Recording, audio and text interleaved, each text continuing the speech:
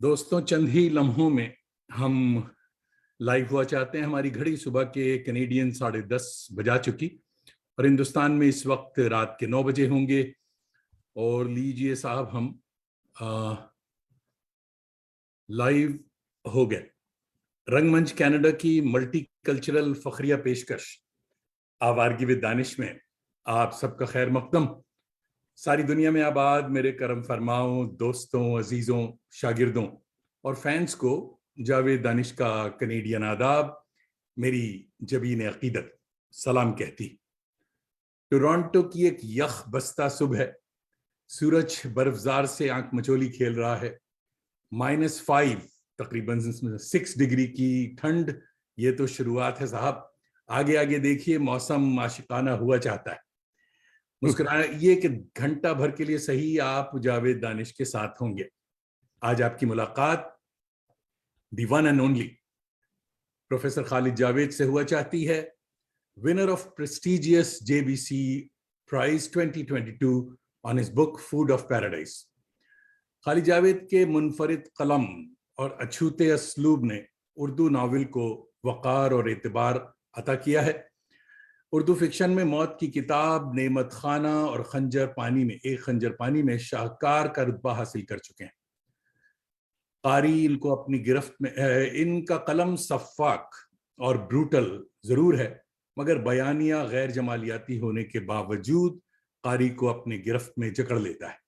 एक माहिर नफ्सियात की तरह बिला तकल्लुफ माशरे और फर्द की साइको एनालिटिकल दास्तान रकम कर देते हैं। इनाम याफ्ता नेमत खाना एक मुश्तरका मुस्लिम घराने पर मबनी निफ सदी की बिप्ता सुनाती है, जहां जहीरुद्दीन बाबर बचपन से लेकर बुढ़ापे तक अपने लिए जगह बनाने में सरगर्दा रहता है। मैं डिस्करेज नहीं कर रहा, मगर खालिद जावेद को पढ़ना आसान नहीं। इसके लिए कुशादा खुला जहन और हाजमा बहुत दुरुस्त होना जरूरी। आज नेमत खाना पर तो बात होगी, मगर आपकी मुलाकात Khalid Javed as a person से होगी। आइए हजरत का इस्तकबाल शकील आजमी के एक शेर से किया जाए कि अपनी मंजिल पे पहुंचना भी, खड़े रहना भी कितना मुश्किल है, बड़े हो के बड़े रहना। Welcome to 134th episode of Awaargi with Danish. क़िबला खालिद जावेद भाई, आदाब, मिजाज गिरामी। बहुत बहुत शुक्रिया। हमारी आवाज आ रही है जरूर? हाँ जी, कैसे हैं आप जावेद भाई? बहुत बहुत उम्दा, बहुत उम्दा। उतनी सर्दी में तो नहीं हूँ जितनी सर्दी का बयान आपने किया अभी। हाँ, ये कनाडा है साहब। बिल्कुल। क्या यहाँ कहते की हैं कि सर्दी भी आपके कलम की तरह ब्रूटल है। हाँ। तो इससे पहले कि हमारी गुफ्तगू शनीद तहय्युर तजस्सुस के मरहले में दाखिल हो जाए, आइए पहले आपकी कुछ दिलचस्प और काबिल फख्र तस्वीर शेयर करते हैं दोस्तों के साथ। तो जनाब,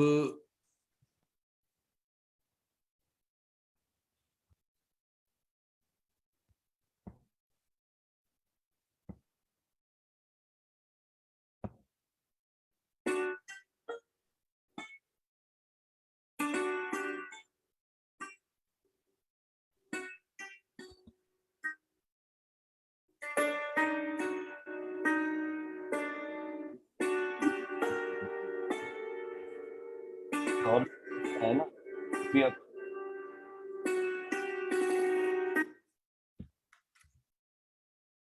खुश आमदीद हुजूर। और ये जनाब आपकी मुबारक।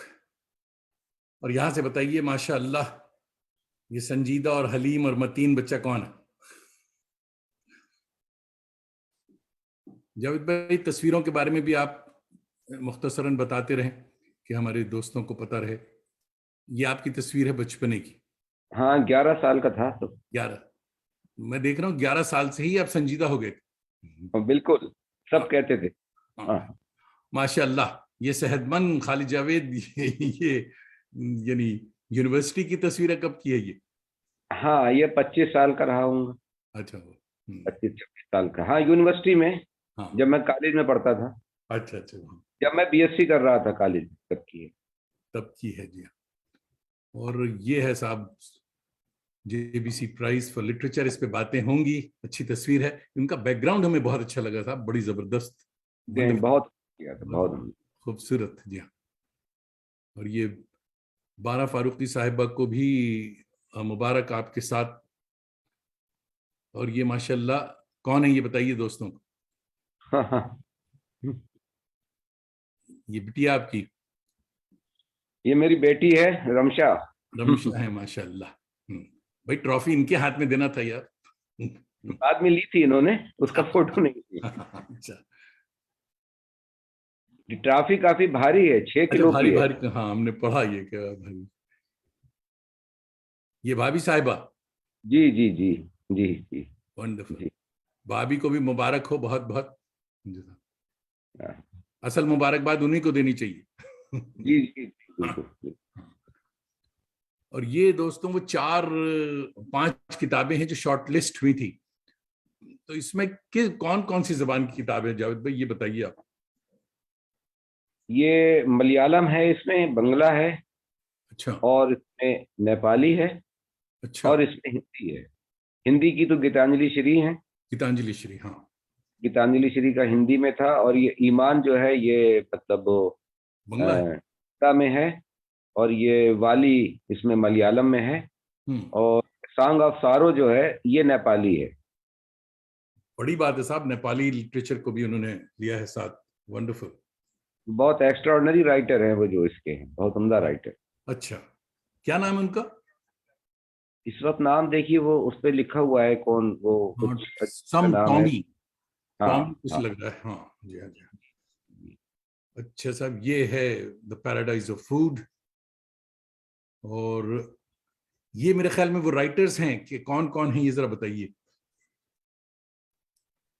ये तो अम, ये जिन्होंने ईमान लिखा है, हाँ। ये बंगला राइटर हैं, ये मनोरंजन व्यापारी।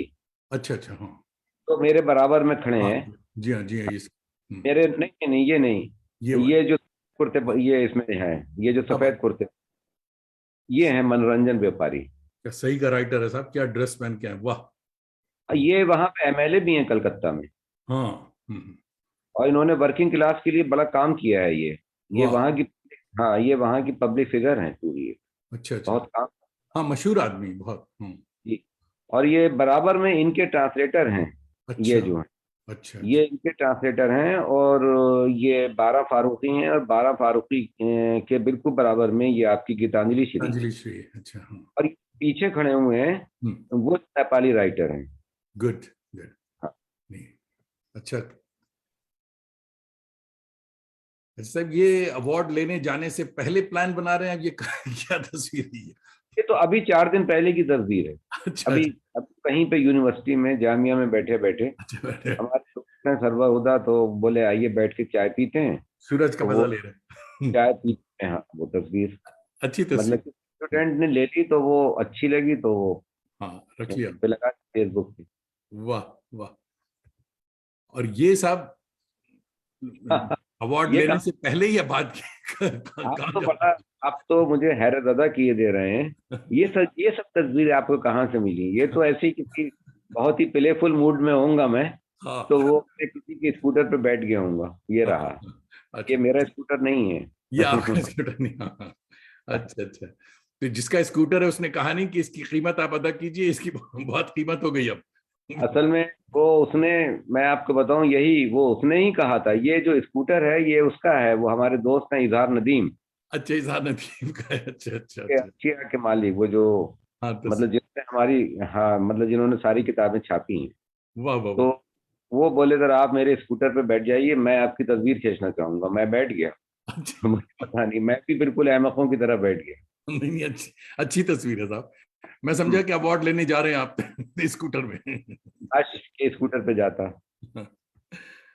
ओहो, डिपार्टमेंट की तस्वीर, माशाल्लाह, वेरी गुड, बहुत अच्छी। जी, ये हम्म डिपार्टमेंट बहुत लोगों अच्छी। ने, स्टूडेंट्स ने किया था सारा ये पूरा हाँ, इंतजाम। जी। बहुत बहुत ही अच्छा है।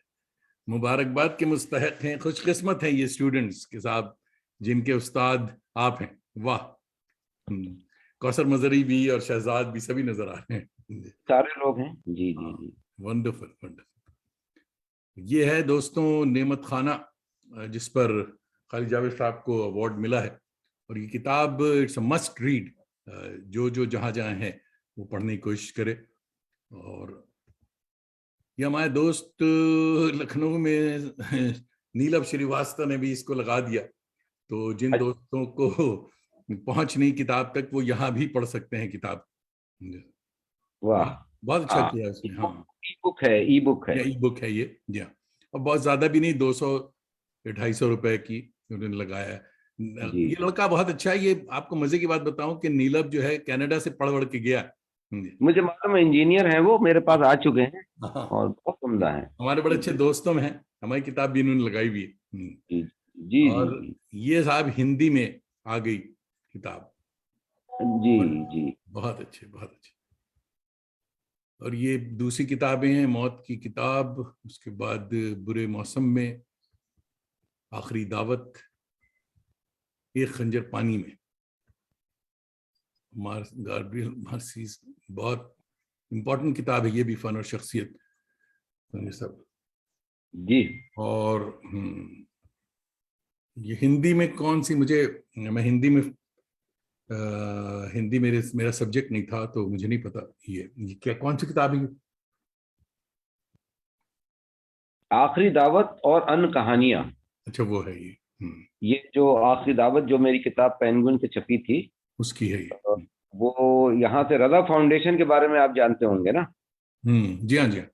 ये जो रजा जो थे पेंटर, बहुत हाँ हाँ मतलब वो बहुत ही most celebrated painter of India. हाँ हाँ। तो वो उन्होंने एक ट्रस्ट बनाया है, हम्म और ट्रस्ट में उन्होंने बहुत दिलचस्प ये किया है कि सारे पोइट्स इंडिया के, हम्म और राइटर्स और आर्टिस्ट, डांसर्स, म्यूजिशियन, हम्म तो सबके ऊपर वो जो हैं वो उनको सेलिब्रेट करते हैं, और उन पे सेमिनार कराते हैं, और उनकी किताबें वगैरह वो वहाँ पे शाये कराते हैं।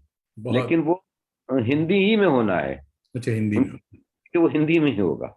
अच्छा अच्छा। तो ये मतलब वो मेरी ये इंटरेस्टिंग। उर्दू कहानियों का वहाँ से ये हिंदी में ट्रांसलेशन हुआ, हम्म, और ये हिम्मत खाना भी उन्होंने ही छापा है, रजा फाउंडेशन। अच्छा अच्छा।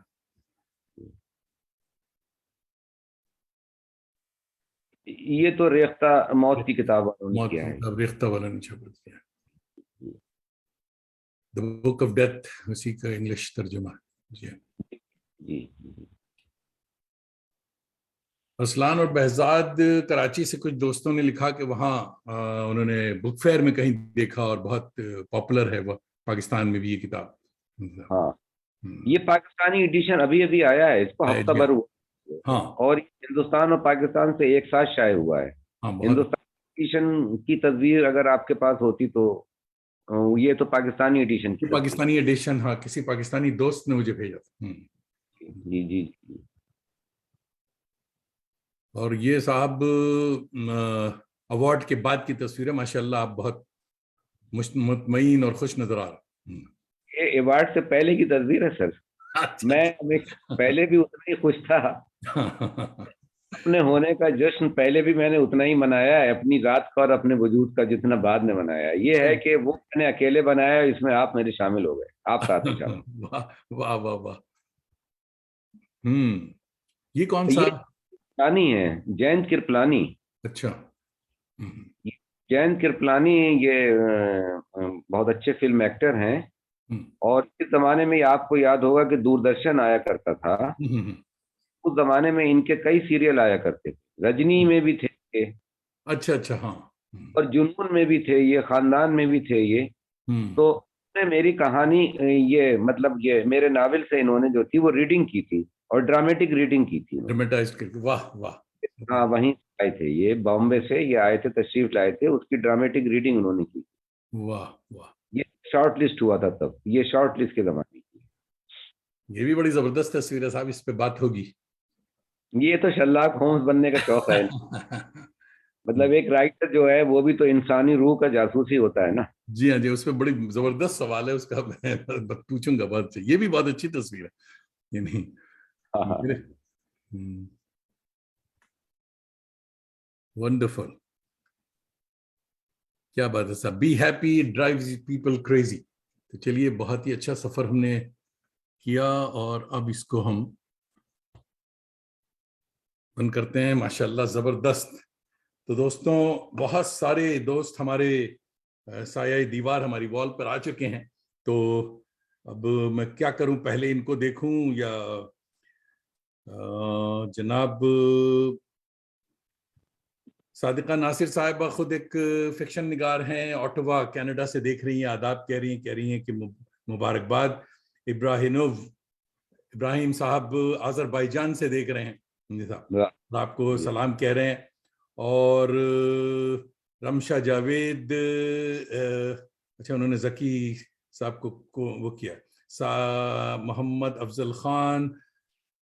और दोस्तों, जो भी देख रहा है उसे ये लिखना जरूरी है कि वो कहाँ से देख रहा है, तभी मैं उनकी वो करूंगा। अजहर अली हमारे एक सूफी सिंगर दोस्त हैं, वो टोरंटो से देख रहे हैं, आदाब कह रहे हैं। इम्तियाज सरमद साहब आदाब कह रहे हैं।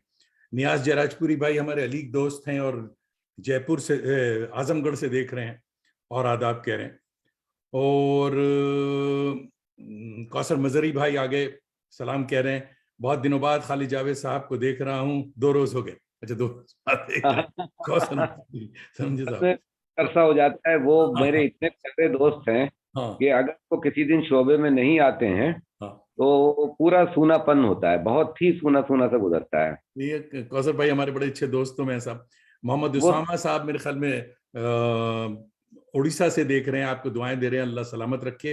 अहमद रिजवान हमारे दोस्त हैं, टोरंटो से देख रहे हैं और मुबारकबाद कह रहे हैं और आदाब कह रहे हैं। तो दोस्तों, हम सबों के मैसेजेस लेते रहेंगे, अब जरा आगे बढ़ने दीजिए। और जनाब कशफुद्दोजा हमारे रिसर्च स्कॉलर हैं, पटना से देख रहे हैं, आदाब कह रहे हैं। अनवारुल हक बहुत ही अच्छे दोस्त हैं हमारे, दिल्ली से देख रहे हैं और आदाब कह रहे हैं, कह रहे हैं हाजिर हूँ। आफ्ताब हमारे पठान साहब देख रहे हैं और लखनऊ से आदाब कह रहे हैं। और फैयाज अहमद हमारे अलीग दोस्त हैं और कोलकाता से देख रहे हैं, आदाब कह रहे हैं। और इस बात क्वार्टरली खालिद जावेद साहब को तो हम रोज देखते हैं, अब मैं आपको देख रहा हूँ। देखिए साहब, खालिद साहब की वजह से आप मुझे देख रहे हैं। जहीर नसीब, रिजवानुल हक साहब दिल्ली से देख रहे हैं और आपको आदाब करें। चलिए दोस्तों, हम मैसेजेस भी लेते रहेंगे और कुछ मुझे बात कर लेने भी दीजिए। तो जनाब, तस्वीरें बहुत अच्छी हमने देख ली। खालिद जावेद साहब, एक बड़ा फार्मूला सवाल जिसकी एक अलग किताब हम तैयार कर रहे हैं, तो सबों से मैं पूछता हूँ कि साहब, ये जो कोविड-19 सीरीज है, अब तक चल रहा है मामला, ये आपके लिए जहमत था या रहमत, क्या मामला था, कैसा तजुर्बा था आपका? नहीं, ये दोनों, मतलब आप कह सकते हैं कि मेरी क्रिएटिव प्रोसेस के लिए तो अच्छा ही साबित हुआ थोड़ा, क्योंकि उस बीच में मैंने 2 नावल लिख लिए। वाह। एक तो, हाँ, एक तो ये खंजर पानी में, जो कि है ही पैंडेमिक के ऊपर, हाँ। और उसके कहना चाहिए कि फौरन बाद जो है वो ये अरसलान और बेजाद, जो कि काफ़ी ज़ख़ीम नावल है, वो मैंने लॉकडाउन के पीरियड में लिखा। तो ये लॉकडाउन तो ठीक था, मुझे लॉकडाउन की कोई ऐसी वो नहीं है, चूँकि मैं वैसे भी घर में ज़्यादा रहने वाला आदमी हूँ, सिर्फ शाम को बाहर निकलता हूँ थोड़ी। आप ही के लफ्ज़ों में या इसी प्रोग्राम के, यानी कहना चाहिए कि उन्वान के हिसाब से, आवारगी के लिए शाम को तो ज़रूर निकलता हूँ और भटकता हूँ इधर-उधर। वाह। लेकिन अगर आप ये कहें कि मतलब ज़हमत, तो ज़ाहिर है कि सारी दुनिया ने जिस तरह के मौत का एक नंगा नाच, मैं कहूँगा कि मौत तो सड़कों पे रक़्स कर रही थी, बहुत ज्यादा, बहुत भेष ज्यादा। बदल-बदल कर आ रही थी, और मौत की वक़्त भी नहीं रही थी। एक तो होता है कि मौत मतलब है, मौजूद है और वो सड़कों पर नाच रही है, लेकिन उसकी बिल्कुल वक़्त भी ख़त्म हो गई थी कि वो एक, देखा जाए तो काफ़ी ट्रॉमा रहा है वो मेरा। बिल्कुल। और उस ड्रामे में ज़ाहिर है कि बहुत कुछ और तो नहीं सोच सकते थे। ये एक इत्तेफ़ाक़न ये हुआ कि तख़लीक़ी दबाव मौजूद मतलब वो हुआ, तख़लीक़ी दबाव महसूस किया, जिसके नतीजे में मैं समझता हूँ मैंने नहीं, बहुत लोगों ने लिखा है। बहुत। हाँ, जनाब अरशद नजमी भाई भी देख रहे हैं, मेरे ख्याल में दिल्ली से देख रहे हैं, और या बम्बई से। बॉम्बे से, हाँ अरशद देख रहे हैं बॉम्बे से। और सुकृता पॉल कुमार साहिबा भी देख रही हैं दिल्ली से। और फारूक इंजीनियर भाई देख रहे हैं हमारे, आदाब कह रहे हैं, जयपुर से देख रहे हैं। तो दोस्तों, मैं आगे भी बढ़ता रहूंगा, साथ साथ आपके मैसेजेस भी लेता रहूंगा। टिबला, कुछ बचपन के बारे में बताएं कि क्या खानदान में भी कोई कलमकार था, कैसे ये सिलसिला शुरू हुआ? खानदान में कलमकार ही कलमकार थे। अच्छा, वाह। यही यही ये अब पता नहीं वाह की बात है या क्या है, क्योंकि इस कलमकारों के घर ने मुझे खेलने नहीं दिया कभी। वो मुझे बड़ा शौक था फुटबॉल का और हॉकी का, हम्म, खास तौर से हॉकी। हॉकी मेरी कमजोरी रही खेलना। तो मैं अच्छा, बचपन में हॉकी खेलता था। तो लेकिन ये कि वो खेलने का मौका ही नहीं मिला, मतलब जो कि क्योंकि पूरे घर में हम लोग किताबों से खेलते थे। बहुत अच्छा है, बहुत अच्छा है ये। हमारी ददियाल, आप ये कहिए, हमारे वालिद साहब मोहम्मद वली खां उनका नाम था, और वो भी शायरी करते थे। तो अच्छा। मोहम्मद खां अजीज अजीज तखल्लुस करते थे। हम्म। तो अ, वो पूरा हमारा घर एक जो जॉइंट फैमिली का एक ऐसा नमूना था, जिसमें हमारी दोनों फुफियाँ और हमारी दादी और हमारे चचा और हमारे ताया, ये सब बैठ के क्या होता था कि जब 20वीं सदी आती थी या शमा आता था ओहो। या जब इब्न सफी का कोई नावल आता था, तो उसकी बैठ के एक इज्तिमाई क़िरात की जाती थी और सब बैठ के उसको सुनते थे। यहाँ तक कि पड़ोस से भी अगर कुछ लोग आ जाती थी, कुछ औरतें वगैरह और कुछ खवातीन, तो वो भी बैठ के सुनती थी कि अब भाई ये वाहिदा तबस्सुम की कहानी है, और अब उसको सुन रहे हैं, कृष्ण गोपाल आबिद की कहानी है, कृष्णचंद की कहानी है। ये माहौल था। इब्न सफी का नावल आता था तो फिर एक कोई आदमी उसको एकदम वो करके झपट के 2-2 घंटे के अंदर, 2 घंटे के अंदर नावल जो था पढ़ लिया वो, जाता। हाँ, पढ़ के खत्म हुआ था। तो ये तो पूरा खानदान था। इसके अलावा ननियाल में तो और भी ज्यादा मामला था, क्योंकि जो मेरे सगे मामू अबू फजल सिद्दीकी मेरे सगे मामू थे। हाँ, अच्छा, नाम सुना हुआ, जी हाँ। बड़ा नाम है, और वो उनको पाकिस्तान के अंदर जो है वो ये कहा गया कि पाकिस्तान के प्रेमचंद हैं, क्योंकि उन्होंने यूपी के देहात और यूपी के किसानों के मसाइल पे बहुत लिखा है, लिखा और है। जमींदारी के मसाइल पे। फिर मेरी दोनों खालाएं, 2 खालाएं मेरी जो थीं, वो मकबूल आम अदब लिखा करती थी। जैसे अच्छा, फातिमा अनीस और फातिमा नफीस, इनके बड़े मतलब नाविल हैं ये, वही। नोवेल वगैरह हैं, हाँ। हाँ, ये नसीम नूनवी ने हाँ, इनके नाविल सब छापे थे लखनऊ से। तो हाँ। वो खानदान दोनों तरफ से ऐसा था कि सारा कलमकारों का था। तो बचपन में 8 साल की उम्र में मैंने भी कहानी लिख दी। हम्म, हम्म। तो 8 साल की उम्र में बच्चा क्या करेगा? जो कुछ देख रहा है वही करेगा। मतलब आपने तो सुना होगा कि बच्चा नकल करता है, कि जी, जी। अगर घर में डॉक्टर्स का खानदान है तो बहुत छोटे बच्चे डॉक्टर डॉक्टर खेलने लगते हैं। हाँ, और अगर पॉलिटिशियन का है तो वो उसकी मतलब नकल करने लगते हैं। तो मैं अपने घर के लिखने वालों की और जो कुछ पढ़ता लिखता था, वो उनकी नकल के अंदर मैंने भी कहानी एक लिख दी। और हम्म। वो कहानी फिर वो मेरे वालिद साहब ने छपने के लिए भेज दी। अच्छा। मिलाप अखबार निकला करता था, हाँ। मिलाप, मशहूर दिल्ली से। अखबार, जी हाँ। तो ये उसके किस मैग उम्र की बात हो रही है? अब कितने बड़े थे आठ आप? 8 साल की। ओहो, माशाल्लाह, अच्छा। तो हाँ, 8 साल की उम्र में वो कहानी वो मौजूद है, वो वहां छप गई। लेकिन वो बच्चों के लिए लिखी गई कहानी थी, हाँ। बच्चे की कहानी थी और बच्चों के लिए लिखी गई थी। नहीं, फिर ये साहब, सिलसिला लिखा चला। ये क्या कम है कि लिखा आपने और 8 साल की उम्र में, हाँ, बड़ी। हाँ, तो वो लिखता रहा लिखता रहा। बाद में शमा में भी कहानियां छपी हैं, 20वीं सदी में भी छपी हैं। रूबी एक फिल्मी रिसाला निकला करता था, हाँ, रहमान नईयर साहब जी, निकालते थे। जी हाँ, जी हाँ। हम्म, उसमें भी मेरी कहानियां छपी। हम्म। ये सिलसिला काफी चला। और बाद में अब याद मतलब धीरे धीरे ट्रेनिंग होती गई, और मकबूल आम अदब से संजीदा अदब की तरफ आता चला गया। हम्म। और फिर ये लगा कि भाई इंटरटेनमेंट जो है वो तो अपनी जगह है, और वक्त गुजारी के लिए लिखना और पढ़ना अपनी जगह है। तो मेरा ख्याल ये है कि लिखना एक इतना ज़्यादा संजीदा अमल है कि आप उसको हॉबी नहीं कह सकते। नहीं, वो वो हॉबी नहीं है, वो सिर्फ हॉबी नहीं है, वो एक टाइप का पैशन है। और वो बहुत ही पुरस्कार चीज़ है कि बिल्कुल। क्यों लिखते हैं आप हम्म, और नहीं लिखते हैं। हम्म। दोनों बातें पुरस्कार है। साहब, हमारे दोस्त डॉक्टर आसिफ मॉरिशस से देख रहे हैं, आपको मॉरिशस से सलाम आ गया। जी साहब। वाल और वाल फुजैल अहमद कह रहे हैं वॉचिंग फ्रॉम बस्ती, यूपी से देख रहे हैं, सलाम कह रहे हैं। अर्शिया किताब घर के हमारे, हम्म, हम अहदे खालिदी में जी रहे हैं, बहुत उम्दा फिक्शन निगार का इंतखाब किया है आपने, वाह वाह वाह। उनकी बात और पे यकीन कीजिए, वो हमारे दोस्त हैं बहुत गहरे। अहमद रिजवान कह रहे हैं कि अबुल फजल सिद्दीकी की कहानियों से जबान और उसलूब सीखने का मौका मिला, ये बहुत बड़ा नाम, जरूर बड़ा नाम है साहब। वाला जमाल हमारी बहुत अच्छी दोस्त हैं, और ये मिस्र से देख रही हैं और आपको आदाब कह रही हैं। और आदाब। जनाब अरशद हमीद भाई हमारे बड़े अच्छे दोस्त और सीनियर शायर हैं, ये जयपुर से देख रहे हैं। अरशद अब्दुल और हमीद, अरशद अब्दुल हमीद साहब। हाँ, बड़ा उन्होंने आपके लिए बड़ी अच्छी नज्म भी अभी लिखी है। जी। मैं तो उनके मद्दाहों में शामिल हूँ, और मैं एक बार फिर मतलब उनका बहुत ही यानी हाँ, मैं शुक्रिया भी अदा। मद्दाहों में शामिल हूँ साहब। इज अ गुड पोएट, बड़ा शायर है, बड़ा अच्छा आदमी। और निगार अजीम साहिबा देख रही हैं दिल्ली से। और आदाब कह रही हैं, शोएब खान भी आपके बरेली के हैं साहब ये। और भाई हम भी हैं शहर बरेली से, आदाब कह रहे हैं। सिकंदर अबुल खैर हमारे बड़े अच्छे दोस्त हैं, टोरंटो से देख रहे हैं, आदाब कह रहे हैं। आयशा सिद्दीकी तमिलनाडु से देख रही हैं, आदाब कह रही हैं। मंसूर खुश्तर साहब आपको आदाब कह रहे हैं, मेरे ख्याल में दरभंगा से देख रहे हैं जी। दरभंगा टाइम्स अभी मतलब, निकालते हैं। और या, मेरे हाँ पर गोशा निकाला है, बहुत हाँ। शुक्रिया उनकी मोहब्बत का। मंसूर सीरियस काम कर रहे हैं, मंसूर बहुत ही अच्छा, हमारे भी दोस्तों में है। तो आप ये बताइए कि बचपन में कभी ख्याल आया था कि आप एक सेलिब्रेटेड नॉवेल हो जाए, नॉवेलिस्ट हो जाएंगे और एक ऐसा अवार्ड मिलेगा कि उर्दू वाले तमाम तकल्लुफात के बावजूद ताली बजाएंगे? नहीं, कभी नहीं, कभी भी नहीं सोचा, क्योंकि मैं मेरे मैंने, क्या आप ये कह सकते हैं कि मैंने कहा ना कि एक दाखिली जब्र होता था जिसकी वजह से मैं लिखता था, तो उसको कभी मैंने तो लिखने को ही अपना सबसे बड़ा रिवार्ड माना कि अगर मैं लिख पा रहा हूँ। बड़ी और मेरा लिखा भी है कि लिखना बिल्कुल अकेले हो जाने का नाम है।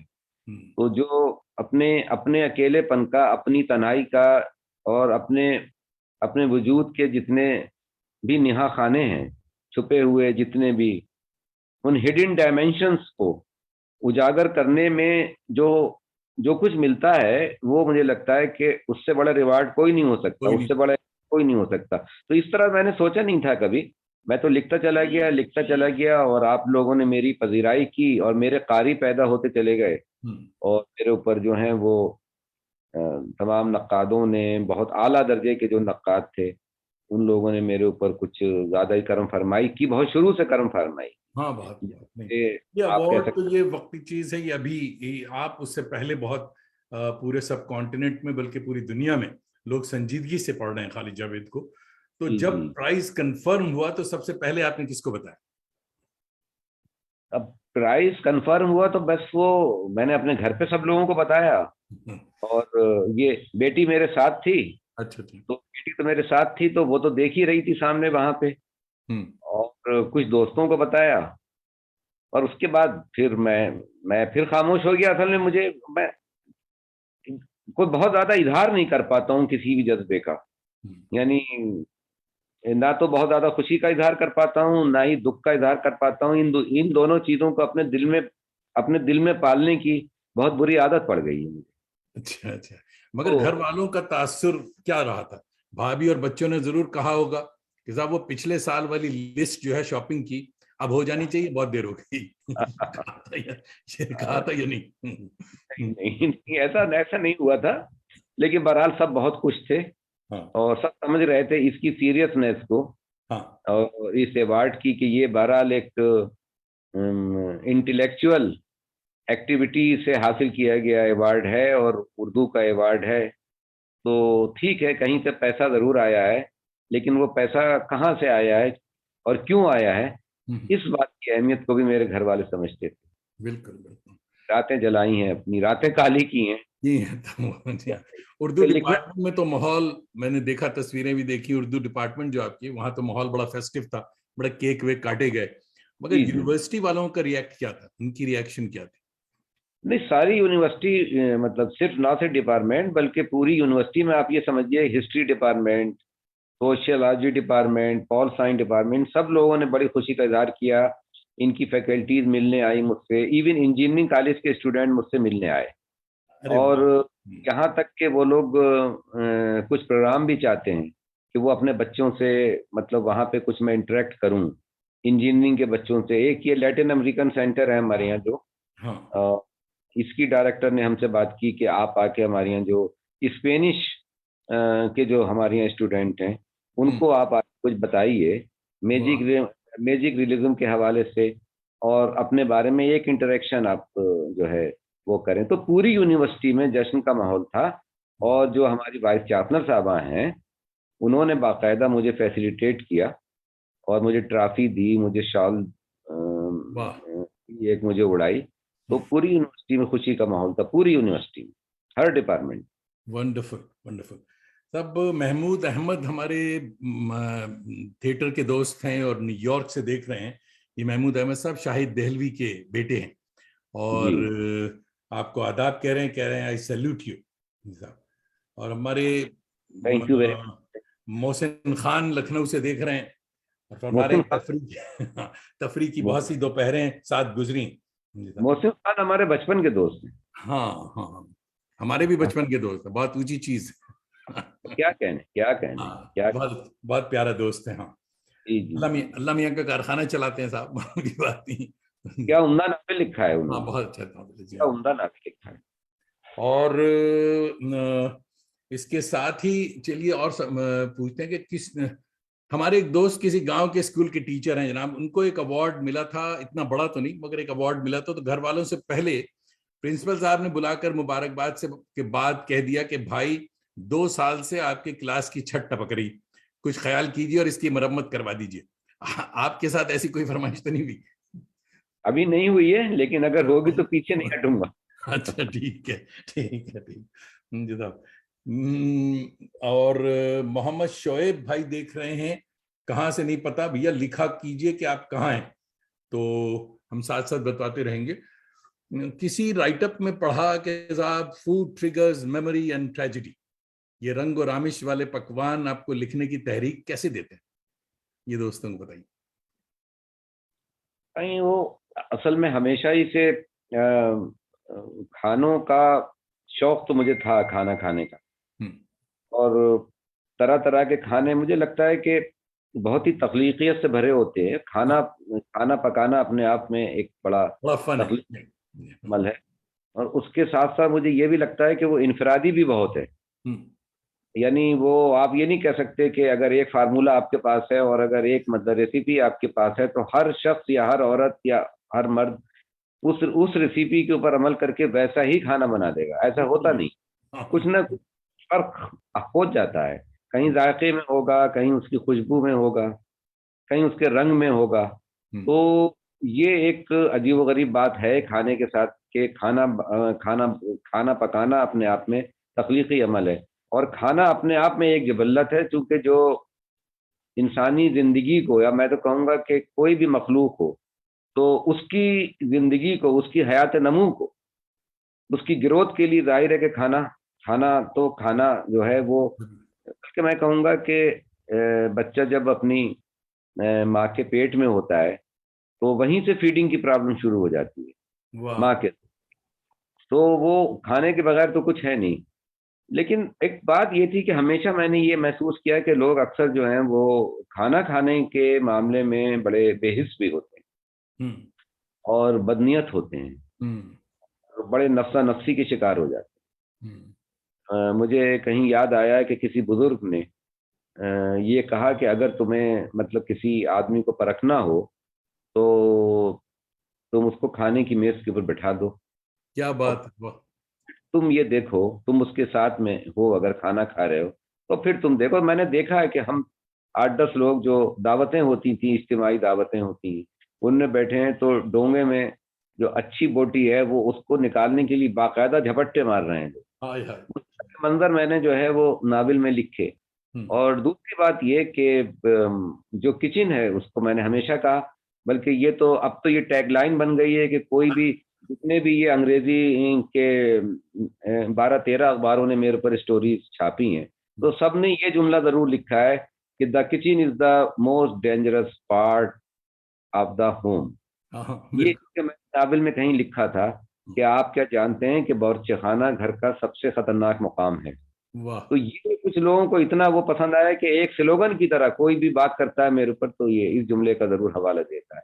तो मैंने उसको ये देखा जावेद साहब के, उसमें जितने इंस्ट्रूमेंट होते हैं, खाना मतलब खाना पकाने के जितने भी अपार्टस हैं, उनमें ये भी पोटेंशियलिटी है, मतलब किसी खास वक्त पे कि वो बहुत ही खतरनाक हथियार बन जाएंगे। यार बन जाए बड़ी ये पढ़ा हमने। हाँ, आपका बहुत। जो ड्राइंग रूम के अंदर अगर आपने एक बंदूक सजा रखी है, हम्म, वो सिर्फ सजावट की चीज हो सकती है।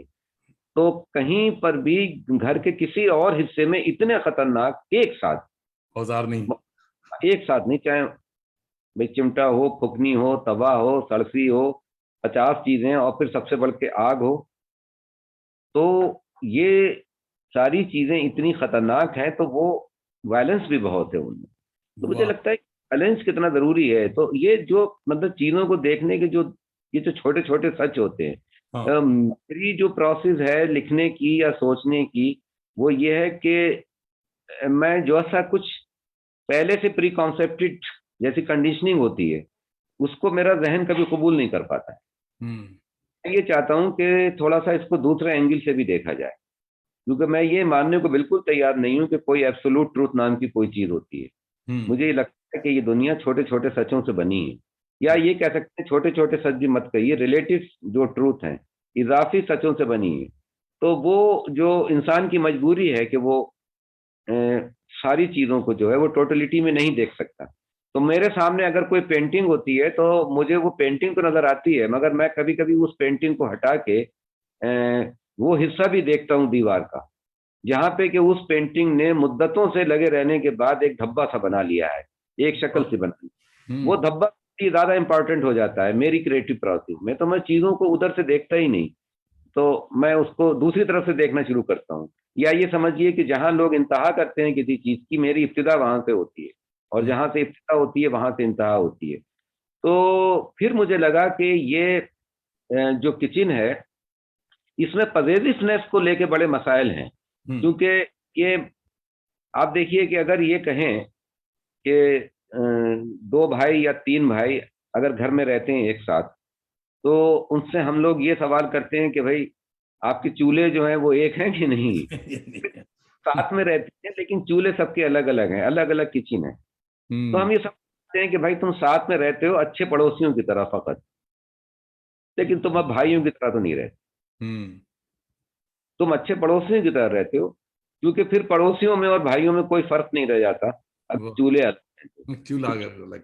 जो जी। पजेसिवनेस है, हम्म। जो लस्ट है, जो बैलेंस है बावर्ची खाने को लेके, मुझे लगा कि हम अपने घर में एक मिनिएचर के लेवल पे एक बैटलफील्ड लिए हुए घूम रहे हैं, और वो एक पूरा मेटाफर बनता है। इस पूरी दुनिया में जितनी जंगें हुई हैं, आप देखिए पूरी जो लड़ाइयाँ हुई हैं, वो उसमें वही है, मुलूकियत, और ये कहना चाहिए कि कुछ हासिल करने की ख्वाहिश, कुछ कस्बा करने की ख्वाहिश, एक पीस ऑफ लैंड को लेके, और पजेसिवनेस।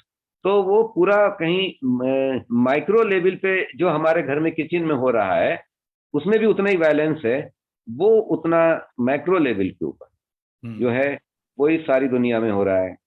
और दूसरी चीज आप ये भी देखिए कि ये चंद्रगुप्त मौर्य के जमाने से लेके और ये जो आखिरी मुगलों का जमाना था, उसमें देखिए कि रसोई का कितना बड़ा पार्ट है। यानी जो बादशाहों को बादशाह बनाने में और बादशाह ना बनाने में, कौन वली अहद होगा कौन वली अहद नहीं होगा, तो ये किचन का बड़ा रोल उसमें हो गया था। हम्म। बहुत ज्यादा हिस्ट्री में देखिए कि उसमें बड़ी साजिशें थी, क्योंकि अब एक एक मतलब बादशाह के कहना चाहिए एक एक राजा के 8 8 10 10 बीवियां हुआ करती थी। अब उनकी सबकी औलादें होती थी, तो वो औलादें हो जाती थी, और बाद में हर माँ ये चाहती थी कि जो वली अहद बने वो उसका ही बेटा बने। तो कितने केसेस हैं ऐसे चंद्रगुप्त मौर्य के जमाने में कि ये जो किंग मेकर्स का पूरा मामला था, इसके अंदर रसोई ने बड़ा बहुत बड़ा मतलब ये कि इसका रोल है, इसके अंदर जहर और ये करना और सिलो पाइजन देना, पता नहीं क्या क्या है, वो एक मतलब अलग स्टोरी है। तो इस तरह मैंने किचन को एक एक दूसरे रूप में देखा जरूर, लेकिन इसका ये मतलब नहीं है कि मुझे खानों से कोई दिलचस्पी नहीं रही या मैं किचन से दिलचस्पी नहीं लेता हूँ। मैं तो खुद जाके चाय बनाता हूँ, अभी मैंने काफी बनाई है, अगर आपकी इजाजत हो तो क्या मैं पीऊं? हाँ, बिल्कुल बिल्कुल पिए आप बना सिप की जरूर। मैंने। बिल्कुल बिल्कुल पिए। फारूक बख्शी साहब आदाब कह रहे हैं, और बहुत। हैदराबाद से लगता है आजकल दिल्ली आ गए। जी। और इखलाक आहन भाई देख रहे हैं दिल्ली से और कह रहे हैं बहुत खूब, बहुत दिलचस्प गुफ्तगू। और जनाब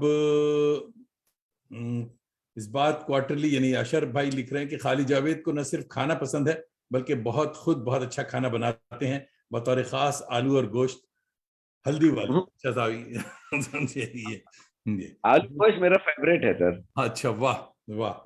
नहीं, एक एक पॉइंट तो हम दोनों का मिलता हुआ है कि साहब मैं भी खाना जितने शौक से खाता हूँ उतने ही शौक से खाना बनाता भी, जी, रेस्टोरेंट चला चुका हूँ। जी साहब। शफी अयूब भाई दिल्ली से देख रहे हैं और कह रहे हैं कि आपको सलाम, और कह रहे हैं अच्छी गुफ्तगू हो रही है।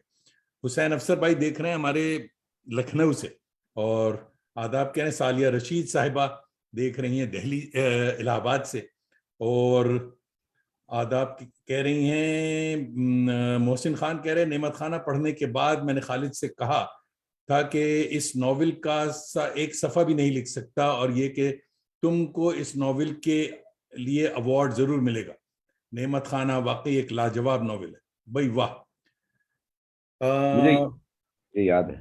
हाँ, सुकृता पॉल कुमार साहिबा लिख रही हैं। दोस्तों अगर आपको नहीं पता तो सुकृता साहिबा हमारे जोगिंदर पाल साहब की साहबजादी हैं, और कह रही हैं कि ट्रांसलेशन ने आपके नॉवेल को किस हद तक बदला।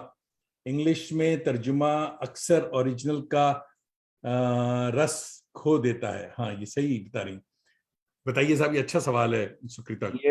ये तो ये बहुत ही ये जो सवाल ये बार बार पूछा गया है, हाँ, और कई जितने अंग्रेजी अखबारों ने और हिंदी अखबारों ने जितनों ने भी स्टोरीज ली हैं, मेरा इंटरव्यू लिया है, या इवन बारा फारूकी का भी इंटरव्यू लिया है, तो ये सवाल सब में कॉमन है। मैं बार बार कहूंगा कि ये तो एक जुगलबंदी थी। ये जो मतलब किताब सामने आई है, वो मेरे और बारा फारूकी के बीच में एक जुगलबंदी की तरह था गोया वो।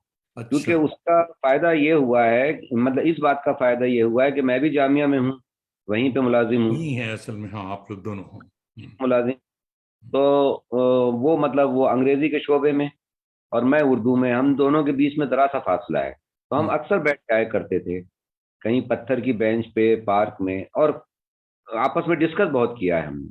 तो वर्ड। किसी लफ्ज को लेके, किसी जुमले को लेके, किसी फ्रेज को लेके हम्म। बहुत हमने बातें की हैं। मैं ये कहूंगा कि बहुत उम्दा ट्रांसलेशन है। और देखिए कि जूरी के जितने मेंबर थे, अगर आप उनकी राय देखें, हम्म।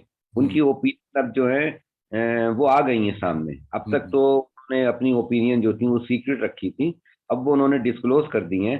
तो सबने कहा है कि वही बिल्कुल जिसको कहते हैं कि रिदम को कायम रखा गया है, आपके उसी मेलोडी को कायम रखा गया है, उसी टोन को कायम रखा गया है। सबने इस ट्रांसलेशन की बहुत तारीफ की है।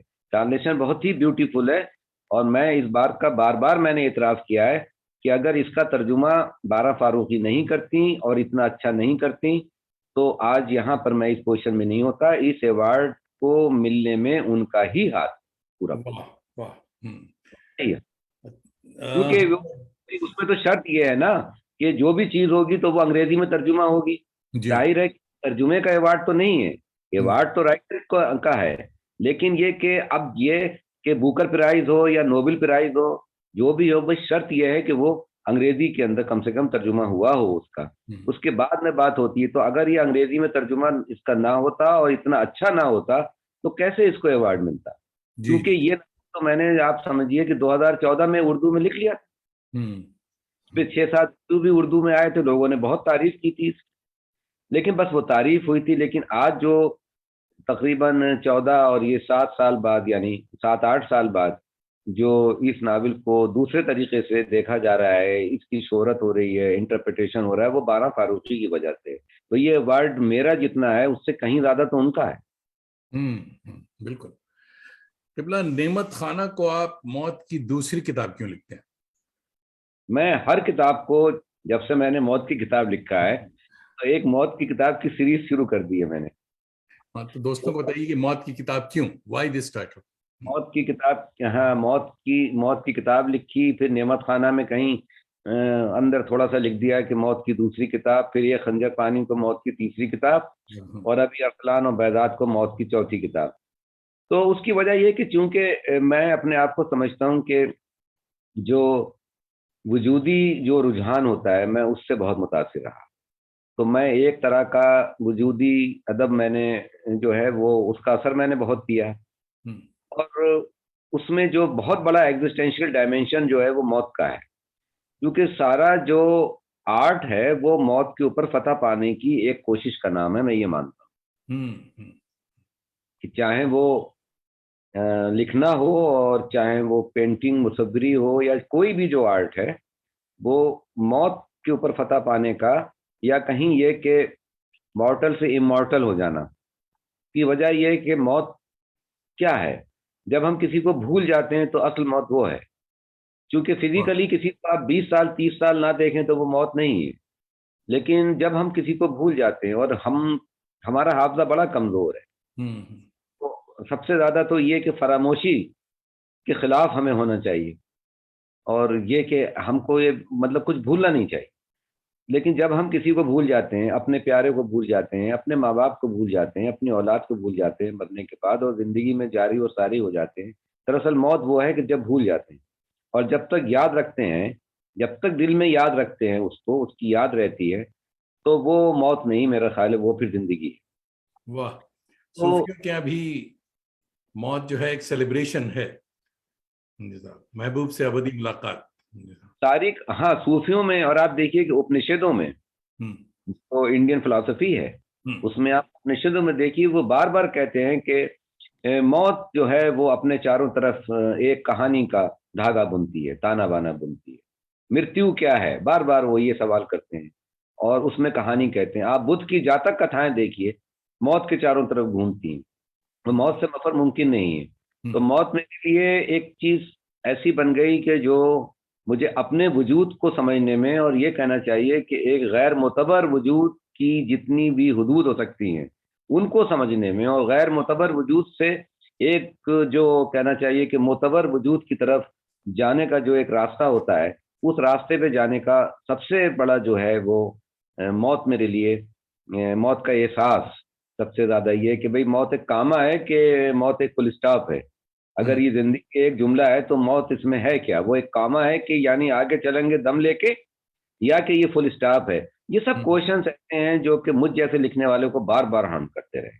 और इसलिए मुझे मौत का जो एलिमेंट है या जो मौत का एहसास है, वो बार बार मेरी हर नावल में आता रहा। बल्कि मेरे अफसानों में तो उससे पहले और भी ज्यादा आया है। मेरी एक कहानी है जिसका नाम है ताश के पत्तों का अजायब घर। वो तो जिंदगी और मौत के बीच में एक डायलॉग है पूरा, अच्छा। जिसमें जिंदगी मौत को अपनी अपनी कहानी सुना रही है, और मौत जिंदगी को अपनी बेबसी की कहानी सुना रही है। वाह। और वो कहती है कि मौत के मैं भी अपने बस में नहीं हूँ, मैं भी मैं भी किसी और के बस में हूँ। और वो हम्म। किस बस में हूँ, वो पूरा अफसाना जो है वो उसको बयान करने की एक कोशिश करता है। तो ये सारी चीजें हैं।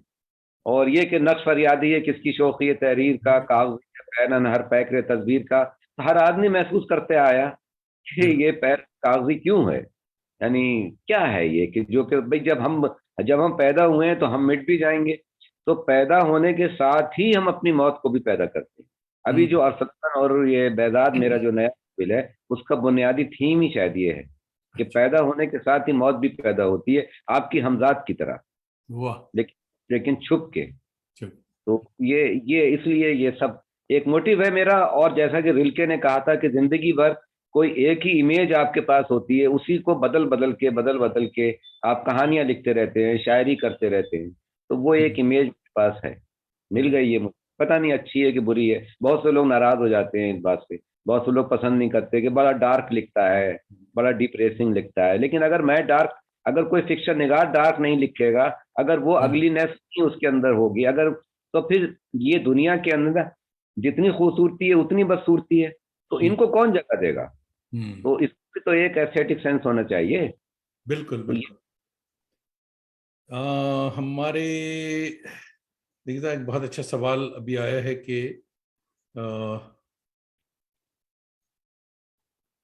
एक मिनट। इजिप्ट से, यानी अल अजहर में है, ये उर्दू की प्रोफेसर हैं, वाला जमाल अल असीली साहिबा। ये कह रही हैं कि इस इंटरव्यू के बाद मुझे ज़रूर हो गया कि मैं खालिद जावेद को पढूं।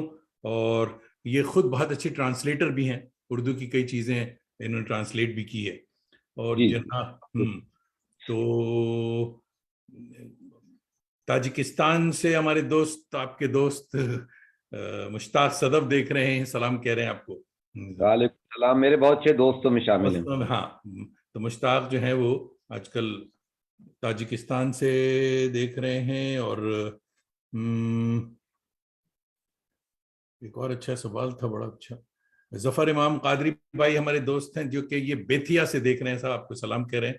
और मुश्ताक कह रहे हैं कि बेहतरीन गुफ्तगू, हमारे अहद का मुमताज फिक्शन निगार खालिद जावेद तख्लीक कार की जगह तर्जुमा निगार कभी नहीं ले सकता।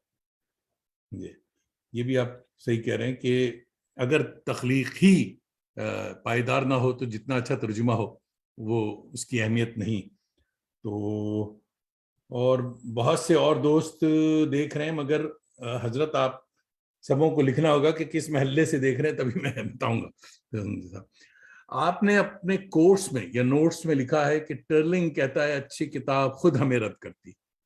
बड़ा जबरदस्त, ये कोई कैसे भला, कुछ बताएं। हाँ, वो उसका जुमला ये है कि हमारी क्या मजाल कि हम किसी अच्छी किताब को रद्द कर सकें। हाँ, वो तो अच्छी किताब ही होती है जो कि हमें रद्द रद्द। कर।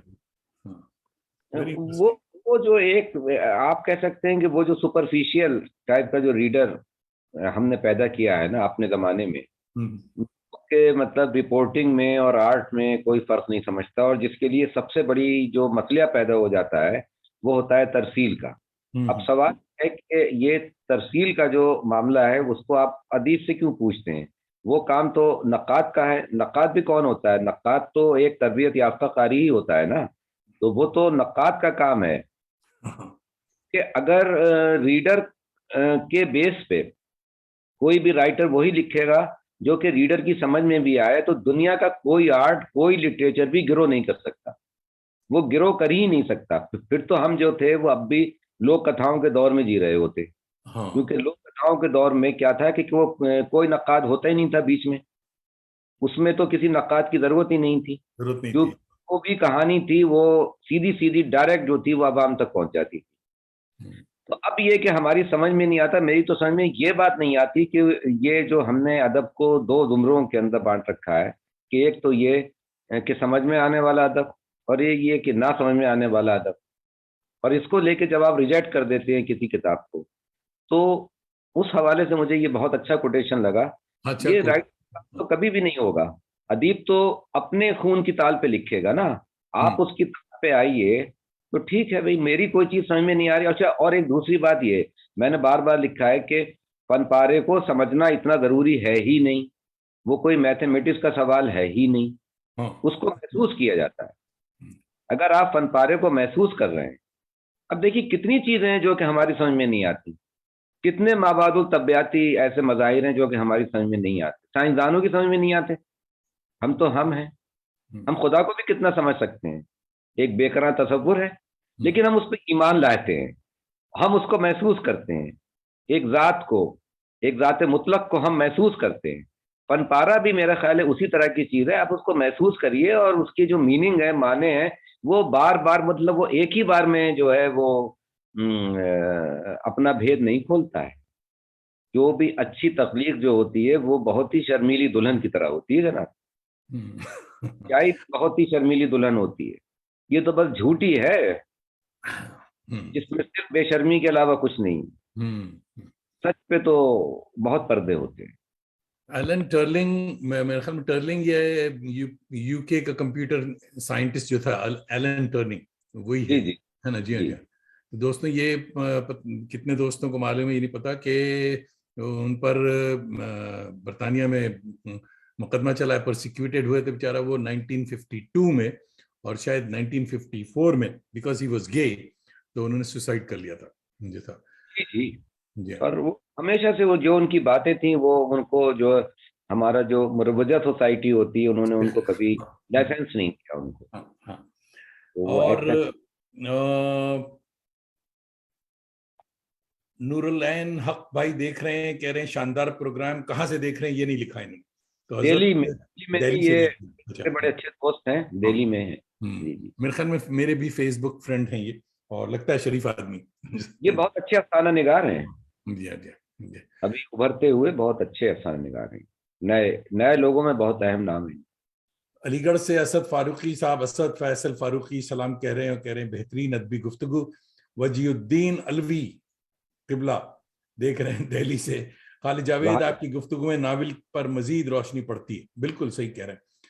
अरे तो वो वहाज फरमाए। अच्छा, जी जी जी जी, हम्म, वो तो मेरे हम पैटर्न है। सीनियर हमारे भी पैटर्न है साहब, बड़ी बड़ी चीज है मुजीदुद्दीन भाई।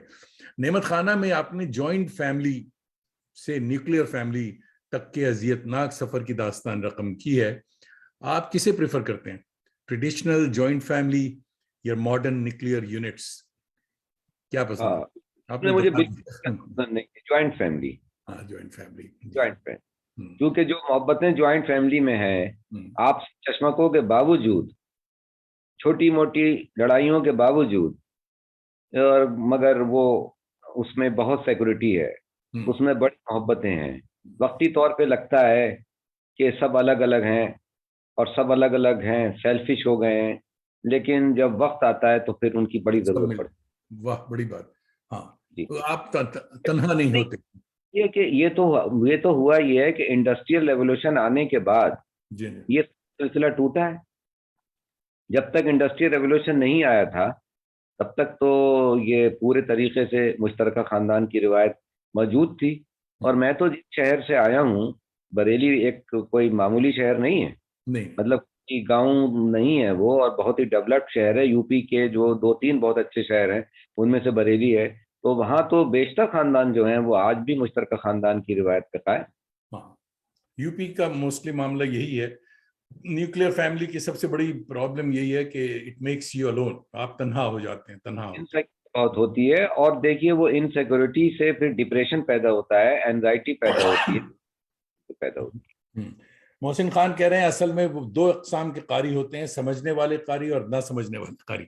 मगर एक साथ एक दोस्त ये भी कह रहे थे कि खालिद जावेद की किताबों की तशरीह, जो जैसे हाई स्कूल की चीजों की तशरीह, कभी एक किताब आती वो भी होना चाहिए कि जो ना समझने वाले कारी हैं वो उनको पढ़ लें।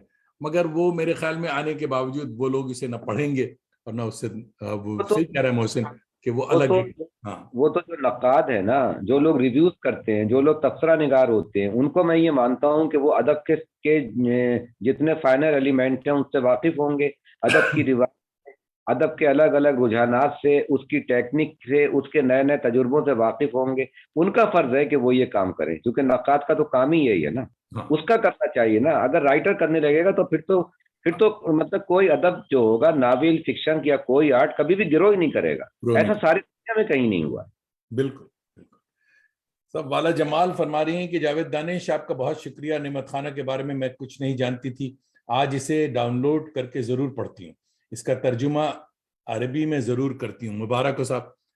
चलिए साहब, बहुत बहुत शुक्रिया, बहुत शुक्रिया, कमेंट बहुत से शुक्रिया। लगता है कि एक शानदार नावल है, इसका मौजू मुनफरिद है। शानदार नहीं मोहतरमा, ये बहुत बड़ा नावल है, बहुत भारी भरकम। अवार्ड वगैरह ये सब सेकेंडरी चीजें हैं। बजाते खुद 2014 में खालिद जावेद साहब ने ये नावल लिखा था, आ गया था ये। और इट्स लेजेंड, लेजेंडरी काम है ये बहुत। तो आप जरूर देखें, और if you need any help you can contact me.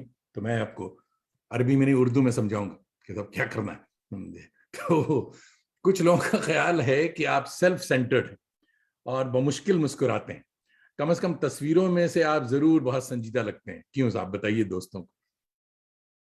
हाँ, वो तस्वीरें जो होती हैं वो असल में अंदर अंदर का जो मतलब होता है सच ना, तो उसको बयान बयान करती हैं। तो ऐसा मैं, मुझे कुछ लगता नहीं कि ऐसा है। लेकिन सेल्फ सेंटर्ड नहीं हूँ। हंसता मुस्कुराता तो बहुत हूँ, लेकिन असल में कैमरे से बहुत डरता हूँ।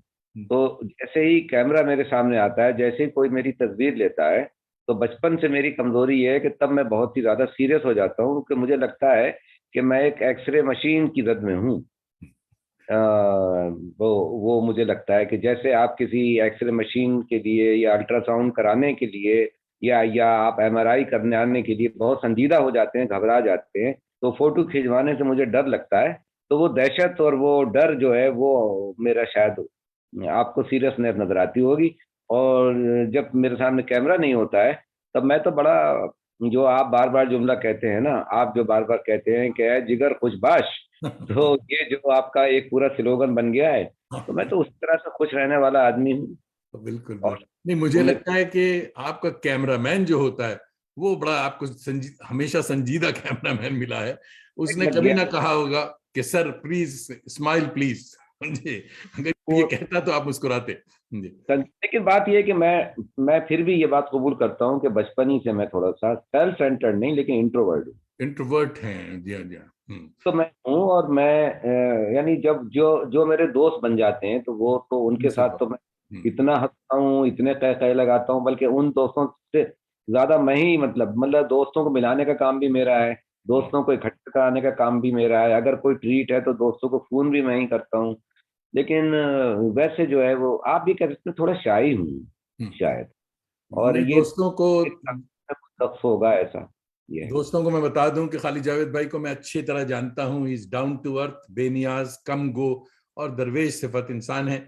मेरी तरह ड्रामा नवीस या दास्तान गो तो है नहीं कि हर जगह और मुकाबिल को कोई भी हो मुस्कुराना प्रोफेशन का तकाजा है, तो हम लोग तो भाई मजबूरन मुस्कुराते हैं। जावेद भाई मौका और मुनासिबत के हाल से जो दोस्तों के दरमियान, जैसे कि उन्होंने बताया कि मैंने भी देखा है कि इज वेरी ओपन और बहुत ही नहीं मैं बुनियादी तौर।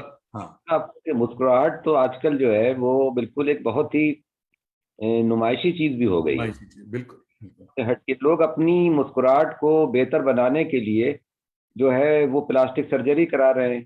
पूरा कॉस्मेटिक्स जो है वो अपनी मुस्कुराहट को नई बेहतर कर, इंडस्ट्री। पूरे पूरे दांत निकाल लिए जाते हैं लोगों के और नए दांत बनाए जाते हैं। तो एक चीज जो मुझे लगती है कि बाहर के लोगों के लिए है, हम्म, तो मतलब आप ये देखना चाहते हैं कि आप मतलब हर वक्त इस बात के लिए कॉन्शियस हैं कि आप लगते कैसे हैं, ऐसे लगता है। आप दूसरों को कैसे लगते हैं। हम्म, मेरा सवाल ये होता है कि मैं अपने आप को कैसे लगता हूँ, वाह। और जो मैं अपने आप को कैसा लिखता हूँ उसका इजहार मैं अपनी राइटिंग में करता निजाम, हूँ। बाकी आप जिंदगी की बात कर रहे हैं। हमारे यहाँ वेस्टर्न सोसाइटी में तो हाल ये है कि पापा के गुजर जाने के बाद इस बात पे भी घर वाले सोचते हैं कि पापा मुस्कुराते कैसे थे। तो बताया जाता है कि साहब ऐसे मुस्कुराते हुए बनाया जाए जनाजा। तो जो लेटे हुए हैं डब्बे में, तो वो जब पब्लिक देखे तो वो सर्टेन तरीके से मुस्कुरा रहे हैं। ये हकीकत है, मैं ये बता रहा हूँ जी साहब। कौसर मजहरी भाई कह रहे हैं कि ये खालिद जावेद हैं, बस सुनते जाइए। बातें इनकी सुनिए। सुन रहे हैं साहब। और वाला जमाल कह रही हैं कि जरूर आपसे राब्ता करूंगी। बहुत बहुत शुक्रिया वाला। परवेज मलिक ज्यादा भाई हमारे दोस्त हैं। अवार्ड की खुशी है तो अब मुस्कुराना चाहिए। नहीं, उसके पहले भी मुस्कुरा रहे थे यार। बहुत और मुस्कुरा। नूरुलैन भाई लिखते हैं मौत की किताब, निमत खाना और एक खंजर पानी में के बाद अरसलान और बहजाद में बयानिए से मकालमे की तरफ सफर का मतलब क्या समझा जाना चाहिए? ये सब इनका सवाल है, आप बताइए सब। हाँ, नहीं वो जब वो कंप्लीट कर लेंगे नावल, मेरा ख्याल है कि उन्होंने अभी शायद शुरू शुरू में पढ़ना शुरू हाँ किया हाँ है। हाँ, मेरे ख्याल में वो नूरुलैन भाई आप पढ़िए पूरा, उसके बाद इस पे बात होगी। हम्म, बयानिया उतना ही आएगा। वो तो हाँ, कोई भी कहानी, कोई थीम, कोई भी प्लॉट वो अपना उसलूब लेकर आती है ना साथ में। इसमें हो सकता है कुछ ज्यादा मुकालमे हो कुछ जगह, वो तो नेमत खाने में भी थे, मौत की किताब में बिल्कुल नहीं थे। लेकिन वो कोई चीज भी मेरी ब्रांड नहीं बनती है, लेकिन फिर भी बयानिया भी उसके अंदर मौजूद है पूरा। हम्म। उसको तो जरूरत होती है तो ऐसा होता है, वरना तो कोई सवाल नहीं है, जरूरत होती है। जो भी है सब, और कुछ हो ना हो, इस प्राइज ने तर्जुमे की अहमियत मुस्तहकम कर दी है। उर्दू वाले तर्जुमे को सेकंड क्लास गर्दानते आए हैं अब तक, कहते हैं।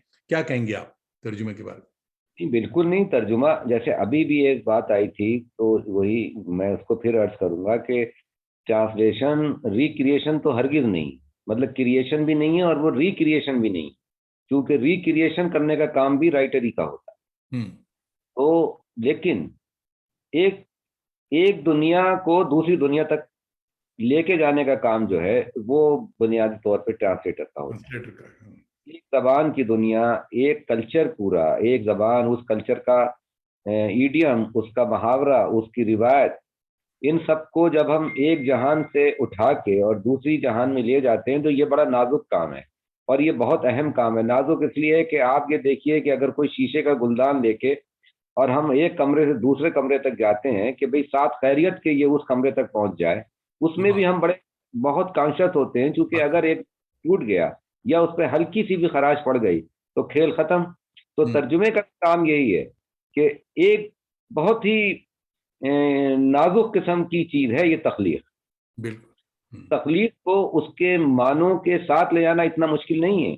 अगर मैं बार बार कहता हूं कि माने तो फिर भी पहुंच जाएंगे, मीनिंग तो पहुंच जाएंगे, लेकिन मेरा मानना इस बात पे है कि किसी भी तख्लीक में, किसी भी फनपारे में माने से ज्यादा वो रास्ते अहम होते हैं जो कि हमें माने तक पहुंचाते हैं, ले जाते हैं। जी हाँ, वाह। माने तक पहुंचाने वाले रास्ते, सारा उसलूब, सारी टेक्निक, सारी जबान, सारा जबान का खेल रास्तों में है, माने में नहीं है। बाद में तो एक अच्छा माने ये थे, ये तो बड़ी मामूली बात थी, तो माने तक नहीं बल्कि वो माने तक पहुंचाने वाले रास्ते। तो अगर कोई मुतरज्जिम इन मानों तक पहुंचाने वाले रास्तों पर भी चल सकता है तो उसको तो मैं सैल्यूट करूंगा, वो तो बहुत बड़ी बात है। तो इसलिए ट्रांसलेशन का काम तो बहुत अहम है। मतलब बहुत। देखिए, ट्रांसलेशन दो काम करता है, एक तो ये कि जिस जबान से उसको यहाँ तर्जुमा किया गया है हमने, उस जबान को वो दूसरी दुनिया तक लेके जाता है, तो पूरा एक बिल्कुल मुख्तलिफ माशरा उस माशरे से उसकी वाकफियत होती है, उससे उसका विजन बढ़ता है, उससे उसके प्रीजुडिसेस भी कभी जो हैं उसके तासुबात भी दूर होते हैं। जैसे किसी जबान को लेके कोई तासुब आपने पाल रखा है, जब आप उस मतलब जबान के बेहतरीन शाहकार जब दूसरी जबान में पहुंचते हैं तो उस जबान के तई और उस जबान को लिखने पढ़ने बोलने वालों के तई जो आपके तासुबात पहले से कायम थे वो भी कहीं दूर होते हैं। तो एक तो वाह, ये तरफ पूरी बहुत अच्छा पॉइंट, बहुत एक जबान में वो आता है, उस जबान की वैकेबुलरी में भी तो वो मतलब इजाफा करता है, अच्छा। उसके ज़ख़ीरे अल्फाज में भी तो वो इजाफा करता है। तो दोनों तरफ का काम वो उसका काम है। अगर मेरा नावल जो है ये उर्दू की दुनिया को अंग्रेजी की दुनिया में लेके गया है तो अंग्रेजी की दुनिया भी कुछ एनरिच हुई है, उसके यहाँ भी तो ऐसे अल्फाज आए होंगे, कुछ बिल्कुल। एनरिच हुआ होगा, बहुत सी वैकेबुलरी उस तक पहुंची होगी, सोचने का ढंग पहुंचा होगा। तो मैं समझता हूँ कि बहुत अहम है, तर्जुमे की बड़ी अहमियत है साहब। बहुत। और तर्जुमे ही की अहमियत है, और मतलब बगैर तर्जुमे की अहमियत के कैसे मतलब कोई चीज वाइडर ऑडियंस तक कैसे पहुंच जाएगी, वरना तो हम अपनी जबान के दायरे में ही कैद रहेंगे। किबला, आप मुतमईन हैं खुद से और जिंदगी से और अवार्ड से? मैं मतलब अपने आप से बहुत हमेशा मुतमईन रहने वाला आदमी हूँ। मैं एक फैमिली मैन हूँ, और मतलब रिश्तों को निभाने में और घर में और उसमें मैं बिल्कुल एक आम इंसान की तरह रहता हूँ, इसलिए मैं बहुत मुतमईन हूँ। अवार्ड से मैं बहुत ज़्यादा मुतमईन हूँ, लेकिन मैं बार बार ये बात कहूँगा कि मुझसे ज़्यादा मुतमईन तो पूरे उर्दू माशरे को होना चाहिए, बिल्कुल। क्योंकि मैं तो महज एक वसीला हूँ। Sir, I am only A means, मैं कुछ भी नहीं हूँ। ये तो कोई भी और राइटर भी हो सकते हैं। बात यह है कि ये उर्दू को सेलिब्रेट करना चाहिए। अभी उर्दू जो को। मेरे मुस्कुराने की बात हुई थी, तो मुझे लगता है कि पूरा उर्दू माशरा मुस्कुरा रहा है और उसको मुस्कुराना चाहिए, क्योंकि उर्दू जबान की ताकत है ही, मेरी बिल्कुल। ताकत नहीं है। मैं तो उसी जबान का एक मामूली सा लिखने वाला हूँ। अब जो भी मैंने लिखा है, अब वो उर्दू जबान की ही तो ताकत है। अगर मैं किसी और जबान में लिखता तो ऐसे लिख ही नहीं सकता था। तो वाह। लेकिन मैं अपने अंदर का तकलीफ कार है, उससे मैं मुतमईन नहीं हूँ। मई। मैं मैं जो हूँ वो खालिद जावेद से मतलब मुतमईन हूँ, as a family man, as a man of the society. Award से मुतमईन हूँ, लेकिन खालिद जावेद ऐसे राइटर से मैं बिल्कुल मुतमईन नहीं हूँ। मुझे लगता है कि वो बेचैनी जो है वो मुझे आज भी चाहिए, और वो बेचैनी ही जो है वो मुझे लिखने वाकई। के लिए लगेगी। और उस वो मैं अगर अपने आप से मुतमईन हो गया तो उस दिन मैं मतलब मेरे अंदर का राइटर अगर अपने आप से मुतमईन हो गया तो मैं अपने कान के ऊपर कलम धरूंगा और फिर और कोई काम करने के लिए निकल जाऊंगा। बिल्कुल। क्या करता है? कौसर मजहरी भाई कह रहे हैं मुकालमा बयानिया से अलग नहीं हो सकता, और खालिद जावेद के यहाँ तो बिल्कुल भी नहीं। सही है, ठीक कह रहे हैं आप। तो इनाम के मामले में कुछ लोग किस्मत का रोना भी रोते हैं। आपकी रेस में भी 4 किताबें थी, किस्मत को मानते हैं आप? पता नहीं, मतलब जब ऐसा कुछ होता है तो लगता है कि हाँ, कोई एक ऐसा तारीख का या वक्त का कोई ऐसा लम्हा था जहाँ पे कुछ कुछ चीजें मेरे फेवर में हो गई। लेकिन जब मैं ये सोचता हूँ कि उससे उससे पहले जूरी ने 20-20 बार किताब को पढ़ा, हम्म। 25-25 बार किताब को पढ़ा, उस पर अपनी राय दी, तो फिर मुझे लगता है कि ये इसके पीछे पूरी एक साइंस रही है। मतलब साइंस है, किस्मत है कि साइंस है। और सबसे बढ़ के ये कि साहब उर्दू वालों की दुआएं हैं, उनकी नेक ख्वाहिशात हैं, हम्म। जो मेरे कारी मुझे पसंद करते हैं उनकी नेक ख्वाहिशात हैं, और उस बारे इलाही जो है अल्लाह ताला का करम। वाह वाह। सैयद अनवर काजमी भाई हमारे टोरंटो से देख रहे हैं, हमारे बड़े अच्छे दोस्त और अच्छे शायर हैं। कह रहे हैं कि बहुत उम्दा गुफ्तगू, तराजिम की हर तकनीकी नज़ाकत का अहाता किया गया है। आप दोनों हजरात को इस अच्छे प्रोग्राम पर मुबारकबाद। शुक्रिया जनाब। और मोहम्मद सालिहीन कह रहे हैं दुरुस्त है, तर्जुमा करना पुलसरात से गुजरने की तरह है, और ज़रा सी चूक भी आपको लिखना चाह रहे हैं जहन्नम वासिल कर सकती। तो आपके नज़दीक कामयाबी क्या है भाई? कामयाबी तो अब कामयाबी क्या, मतलब वो ये तो बहुत ही रिवायती सा लफ्ज है कामयाबी। तो मुझे तो लगता है कि ना नाकामयाबी के रास्ते पे चलते रहिए आप, तो बस वही मतलब कामयाबी है। क्योंकि जो मंजिल है, मंजिल मैंने कहा ना कि मंजिल कोई चीज नहीं होती, मंजिल अपना जो आपका रास्ता है वही वही मंजिल है। और जो मसर्रत और कामयाबी दो अलग चीजें हैं। हम्म, तो जो लिखने से जो जो मुझे मसर्रत मिलती है शायद वही मेरी कामयाबी हो सकती है। क्योंकि कामयाब होना है दुनियावी एतबार से कोई और चीज है हम्म, कि भाई आप कामयाब आदमी हैं, तो वो कामयाब आदमी, अब उसकी भी मतलब बहुत सी फील्ड हो सकती हैं। बहुत सी आप फिक्र। सियासत में कामयाब हैं, आप तिजारत में कामयाब हैं, आप लिखने में कामयाब हैं। लेकिन अगर कामयाबी आपको रूहानी मसर्रत नहीं दे सकती, और कामयाबी आपको जो है वो मजीद जो कहना चाहिए कि उलझने आपको देती है, तो वो कोई कामयाबी नाम की कोई कोई चीज नहीं। मुझे लगता है कि भाई जो मसर्रत है वो मसर्रत, और वो मसर्रत भी आर्जी होती है। क्योंकि अगर मुकम्मल तौर से कोई आपको मसर्रत मिल गई तो वो तो मुमकिन ही नहीं, वही तो मौत है शायद। वही मौत है जी, हाँ वही। वाह वाह। जिंदगी और एक प्यार होना चाहिए, वो वही सबसे बड़ी कामयाबी है। और हाँ, मुझे ये याद आ गया कि मेरी कामयाबी बस इतने में है कि मैं बार बार लिखने के लिए मेरी उंगलियां जो हैं वो मतलब उनके अंदर कहना चाहिए कि बेचैनी पैदा होती है, हम्म, और वो तरफ जाती हैं। और वो मुझे बस यही वाकई। है कि अल्लाह मुझे उससे ना खाली करे कि जो इंतशार और बेचैनी और एक उदासी और एक अफसुर्दगी की जो कैफियत होती है, और कुछ कहने की जो कैफियत होती है, वो उस वो कैफियत से कहीं ऐसा ना करे कि वो छीन ले मुझसे। हम्म, वो भी तो होता है ना कि जो ये जिंदगी। पूरी दुनिया है, ये दुनिया और इसकी अशिया जब बिल्कुल ठोस होकर आपके सामने आ जाए, जब आप मेज को मेज ही समझें, तो जैसे ये मेज मुझे इसलिए याद आई कि मेज सामने रखी है मेरे, तो हम्म, जब आपके मेज मेज ही नजर आए तो ये नाकामयाबी है। मैं हम्म, ये समझता हूँ कि आप जब आप ये मेज की बात कर रहे हो तो मेज के अंदर आपको पेड़ भी नजर आना चाहिए। वाह। और वो जो पेड़ है, फिर जब पेड़ को देखें तो उसमें उसमें बसेरा करने वाले आपको परिंदे भी याद आना चाहिए। हम्म, अगर ये आपके पास नहीं है तो अब पता नहीं ये कामयाबी है या नहीं। ये नजर रहना चाहिए आपके पास, कहीं नजर आपकी बहुत ठोस ना बन जाए। हम्म। ये जिंदगी है। से कोई गिला, एनी रिग्रेट्स? नहीं, वाह। बिल्कुल नहीं। बहुत बहुत दिया है जिंदगी ने, बहुत दिया। इतना तो कभी सोचा भी नहीं, इतना प्यार अभी आपसे मिल रहा है, मेरे क़ारीन से मिल रहा है, उर्दू से मिल रहा है, हिंदी से मिल रहा है, तमाम जबानों से मिल रहा है। जो भी माशरा है हमारा, जो हमारा अदबी माशरा है, जो भी किसी जबान का, देखिए अदीब जो होता है लिखने वाला, वो किसी को नजर थोड़ी आता है। हम्म, सड़क पे चलते हैं तो कौन से कोई हम मतलब वो लाल बत्ती की गाड़ी में जा रहे होते हैं, हम बिल्कुल एक आम आदमी की तरह जा रहे हो। तो उसमें क्या गिला, तो कोई उसमें उस तरह की हमारी ख्वाहिशात ही नहीं है, मादी ख्वाहिशात हमारी नहीं है बिल्कुल भी। मादा तो नजर ही नहीं आता है मुझको हम्म, कि कोई चीज होती होगी। और क्योंकि वो उसकी वजह यह है कि मादे में और रूहानियत में मैं कोई फर्क ही नहीं महसूस करता। हम्म, क्योंकि रूहानियत है वो मादे की लतीफ शक्ल है, और उसके अलावा कुछ नहीं है।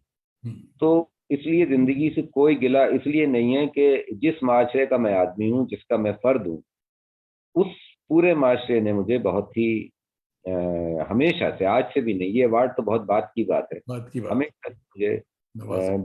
बहुत मुझे दी। मैं मतलब जिसके लायक नहीं था वो भी मुझे मिला, शायद मैं इस अवार्ड के भी लायक नहीं था, मुझे मतलब मिला। इस इनाम के बाद क्या आपको लगता है कि उर्दू नॉवेल आलमी मंजरनामे पे अपना मकाम बनाने में कामयाब? बिल्कुल, बिल्कुल होगा। अब धीरे धीरे जो होगा वो इसका असर पड़ना चाहिए। हम्म, और लेकिन ये है कि देखिए फिर वही बात है कि तर्जुमा कैसा होता है, हम्म, और फिर आपको पब्लिशर कैसे मिलता है। अब मैं आपको बहुत ही टेक्निकल सी बात बताऊं, कि इसमें कोई सी नावल का तर्जुमा ही कर लेना काफी नहीं। अब बात यह है कि उसको शायद कौन करेगा, कौन सा पब्लिशर आपको मिलता है, और वो मिलने के लिए फिर वो बहुत मेहनत मशक्क़त करनी पड़ती है, और वो तमाम चीज़ें हैं। चूँकि मैंने देखा है बहुत से लोगों के तर्जुमे हुए, लेकिन अब ये पब्लिशर नहीं है उनके पास। और ये अब जो अब आप देखिए, ये जो अवार्ड था, जैसी भी अवार्ड या कोई अवार्ड हो, उनका तरीका ये था कि उन्होंने, हमको तो पता भी नहीं था, ये जो हमारा नावल है ये जगरनट ने छापा। तो जगरनट, हार्पर कॉलिंस और पेंगुइन, ये कुछ बड़े अदारे हैं यहाँ पे हिंदुस्तान में अंग्रेजी किताबें छापने। तो उन्होंने तो कांटेक्ट उनसे किया कि आप अपने यहाँ के कोई दो मतलब टाइटल भेजिए, जो राइटर को भी मत आप बताइए। तो हमसे भी कॉन्फिडेंशियल रखा गया था। तो वो मतलब हमारा तो काम ही नहीं है कि वो हम कोई किताब भेजें कहीं, वो पब्लिशर ही भेजता है। और वो जो ये अवार्ड वाले हैं, ये सब बड़े बड़े पब्लिशर ही से मांगते हैं। उन्होंने सिर्फ 4 पब्लिशर से मांगा, उन्होंने उसने मथाना भी रख दिया, फिर उस पर बातचीत हुई, फिर उस पर लॉन्ग लिस्ट में आया, फिर शॉर्ट लिस्ट में आया। तो पब्लिशर बड़ा अहम है, और पब्लिशर जब अहम होता है तो वो फिर पूरी रिवायत में आपके फन का जायजा कहीं ना कहीं लेता है। तो ये ऐसा भी नहीं हो मतलब हो सकता है कि हमने कोई चीज लिखी और हमने तर्जुमा करा लिया, नहीं तो उसके पीछे फिर बहुत बड़ी कहानी और बहुत बड़ा मशक्कत, ऐसे नहीं। पब्लिशिंग की आप बात कर रहे हैं, तो उर्दू में पब्लिशिंग पर कोई कमेंट, उर्दू के पब्लिशर हैं सिर्फ या प्रिंटर हैं? अब वही इसमें क्या कहूँ, मतलब ये कि उर्दू क्या, मैं ये मुझे तो लगता है कि हिंदी में भी, उर्दू और हिंदी का दोनों का एक सा हाल है। मैं नाम नहीं लूंगा, लेकिन ये कि जो पब्लिशर के जो काम होना चाहिए, या जो उसका मुकाम होना चाहिए, जो उसका एक स्टेटस होना चाहिए, वो शायद उससे इसलिए भी वाकिफ नहीं है। मेरा ख्याल है कि राइटर भी तो जो उन तक जो उनसे अपनी अपनी किताबें छपवाते रहे हैं, या जो अब तक किताबें छपती आई हैं, तो वो भी तो नहीं उससे वाकिफ है कि मतलब एक्चुअली पब्लिशर होता कौन है या क्या उसका काम होता है। अब ये देखिए, ये सब इसके ऊपर मबनी होता है कि जो माशरा है उसमें वो माशरा कैसा है, वो कितना कमज़ोर है, या जो कोई जो ज़बान है, इसमें देखिए पॉलिटिक्स भी चलती है। जो पॉलिटिक्स ऑफ लैंग्वेज है ना, वो भी इसमें शामिल है कहीं पे। तो ये भी चीज़ें हैं इसमें। उर्दू वालों को रॉयल्टी नहीं मिलती, आपके साथ क्या मामला किबला? अब मेरे साथ तो मैं क्या बताऊं, मतलब ये कि रॉयल्टी, खैर मुझे पेंगुइन ने जो मेरी उर्दू में किताब छापी थी ना, आखिरी दावत, हाँ। ये मजमुआ मेरा उर्दू ही में छपा था, लेकिन पेंगुइन से छपा था अच्छा। 2008 में। तो उसकी रॉयल्टी तो मेरे पास आती है। नहीं, उर्दू पेंगुइन उर्दू वाले नहीं, उर्दू वाले की रॉयल्टी की बताइए।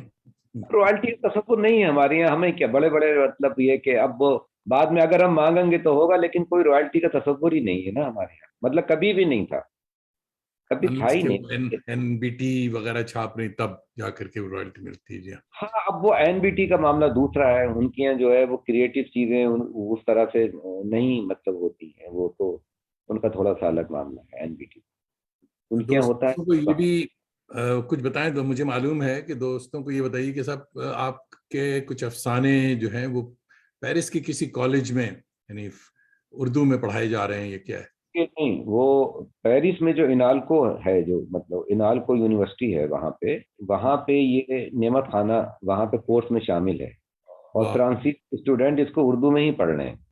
अच्छा। वाह वाह। उर्दू, वहाँ पे उर्दू पढ़ाई जाती है, तो वहाँ ये 2-3 साल तक वो हिंदी या उर्दू अ, या साउथ एशियन कोई भी और जबान, उसका कोई ना कोई नावल रखते हैं या उसकी शॉर्ट स्टोरीज रखते हैं। तो ये 2 साल तक वहाँ नेमत खाना, वहाँ पे जो स्टूडेंट हैं, बाकायदा जो बच्चे हैं फ्रेंच के, वो उसको पढ़ रहे हैं। एमए का कोर्स है, अच्छा अच्छा। एमए का कोर्स पढ़ रहे हैं। और इसके अलावा ये जो प्रिस्टिन यूनिवर्सिटी है, न्यू जर्सी। उसका साउथ एशियन जो है डिपार्टमेंट, हम्म। उसमें कहानी आखिरी दावत कोर्स में शामिल है। वो फौजिया वो फारूकी फारूकी। हम्म। इंचार्ज है, हम्म। और उन्होंने लास्ट सफर के नाम से हम्म। वो कहानी वहाँ पे कोर्स में शामिल है। एक बार अपने स्टूडेंट से इंटरेक्शन के लिए उन्होंने मुझे 2016 में हाँ अमरीका बुलाया था। तो अच्छा। उनके वहाँ के जो उनके स्टूडेंट थे, उनसे मेरा एक इंटरेक्शन भी हुआ था। तो ये 2-3 चीज़ें हैं। और यहाँ पे बीएचयू में भी कहानी कोर्स में शामिल है, एक मेरी कुबर, एमए के कोर्स, और भी जगह जगह होगी। हम्म, और इस तरह की चीजें हुई हैं। हम्म, कुछ पीएचडीज हुई हैं, एमफिल बहुत हुए हैं। हम्म, यहीं पे शोबा अंग्रेजी में, जामिया मिल्लिया इस्लामिया के शोबा अंग्रेजी में मेरे ऊपर अभी एक पीएचडी सबमिट की गई।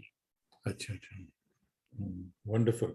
जुबैर ये शादाब भाई अलीगढ़ से देख रहे हैं, आपको आदाब कह रहे हैं।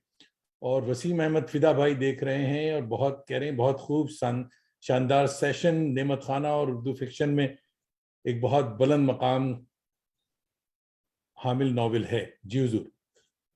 और सैयद अली रिजवी कह रहे हैं yes, politics of language is too involve. ये सारी बातें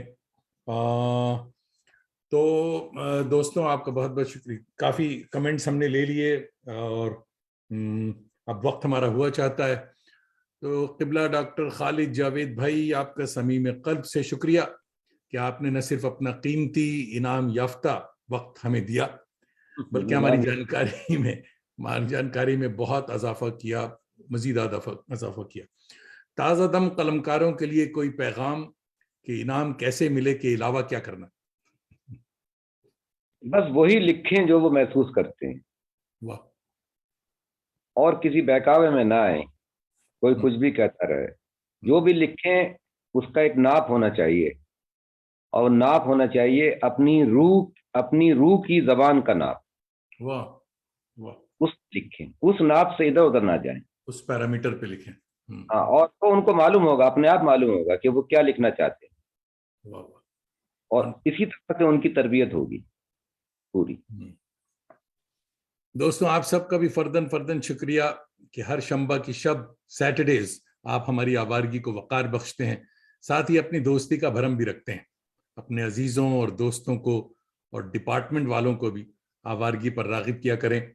साथ ही हमारी यूट्यूब चैनल को सब्सक्राइब भी करवा लिया करें और मज़ीद मशवरे भी दिया करें कि दिल से दिल को राह और चिराग से चिराग जले तो तादेर रोशन रहता है। अगले हफ्ते दिसंबर 17, 2022 हमारे एपिसोड 134 या शायद 135, मैं खुद अब भूल जाता हूँ, हमारी माया नाज मेहमान होंगी किराना घराने की क्लासिकल गुलकारा मोहतरमा शोम भीता नंदी।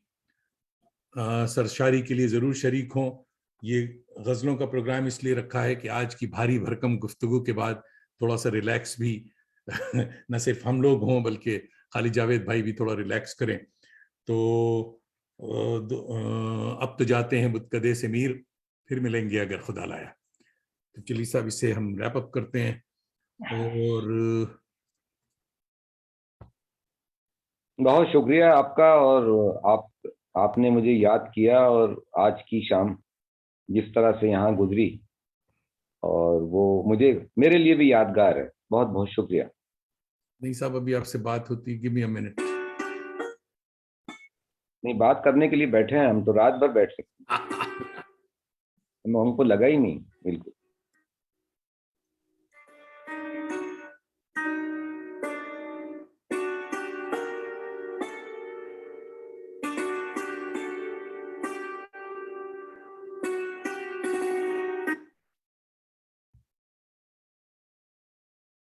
दोस्तों, नवाजिश खुशबाश।